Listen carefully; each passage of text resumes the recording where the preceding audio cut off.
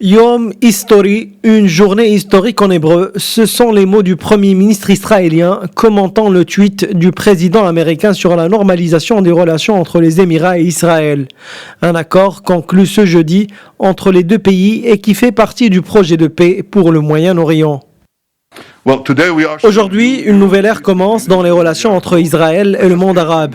Nous avons décidé la paix entre l'État hébreu et les Émirats arabes unis. Cette normalisation aura pour effet de reporter les projets israéliens d'annexion de pans de Cisjordanie. L'accord inclut aussi l'ouverture d'ambassades dans les deux pays, les vols directs et plein d'autres conventions bilatérales. C'est la plus grande percée en termes de paix entre Israël et le monde arabe depuis plus de 26 ans et cela marque la troisième paix formelle entre Israël et un pays arabe. Côté émirati, le ministre d'État aux Affaires étrangères a lui aussi exprimé son optimisme.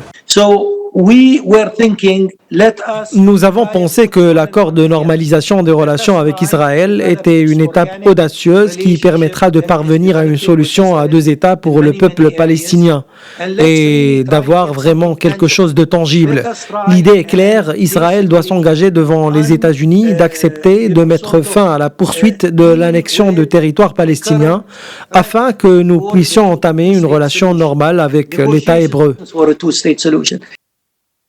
Les Émirats arabes unis ont affirmé qu'Israël mettra fin à ses projets d'annexion en Cisjordanie occupée. Le prince héritier Mohammed Ben Zayed a applaudi l'accord et a appelé à mettre en place une feuille de route pour inaugurer la coopération bilatérale entre les deux pays. Un accord salué par le chef d'État égyptien. Pour Abdel Fattah al-Sisi, il s'agit d'une étape vers la réalisation de la paix au Moyen-Orient. Al-Sisi a affirmé avoir suivi avec attention le communiqué conjoint des États-Unis, des Émirats arabes unis et d'Israël sur l'arrêt de l'annexion des territoires palestiniens par Israël.